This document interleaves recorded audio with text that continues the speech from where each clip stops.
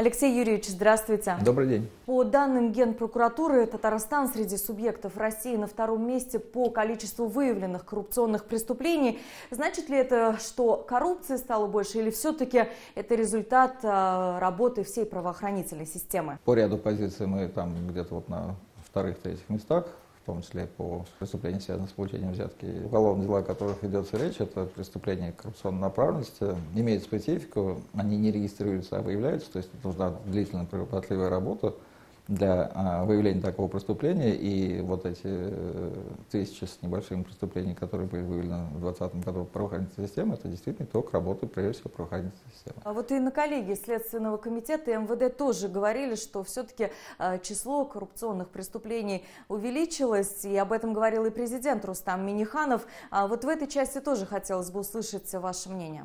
Там много делается для того, чтобы противодействовать коррупции по всем фронтам. Так, наверное, будет более правильно. То есть наряду с борьбой непосредственно осуществляемой правоохранительными органами принимается большое количество профилактических мер, которые направлены на воспитание людей, на повышение их правовой грамотности, на повышение их социальной активности.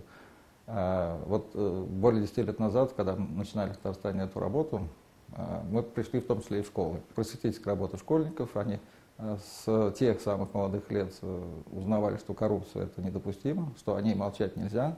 Дети выросли, и сейчас мы имеем поколение, которое вот смело заявляет о той ситуации, в которой они попадают. Если эта ситуация коррупционная, они, доверяя правоохранительной системе. В нашей республике уже несколько лет работают специальные антикоррупционные программы, есть стратегия. Можно ли сейчас оценить их итоги, есть ли промежуточные результаты? Большая работа переводится по переводу государственных муниципальных услуг в электронный вид. Если раньше человек обязательно шел, давайте его назовем, к чиновнику по любому вопросу, сейчас он работает с электронной системой, убирается человеческий фактор. Это способствует сокращению коррупции.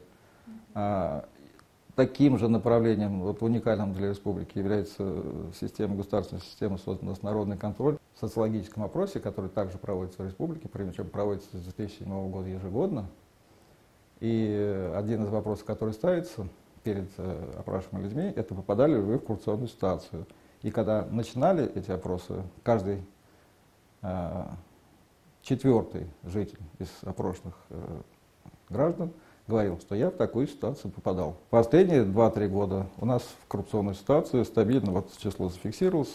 К сожалению, пока его снизить не можем, но тем не менее заявляет о том, что он попадает в коррупционную ситуацию лишь каждый 12 человек. Алексей Юрьевич, я вас благодарю за интересную беседу. Большое спасибо вам за вашу работу. Всего доброго. До свидания. Закажи рекламу на ТНВ. Телефон в Казани 5 705 100.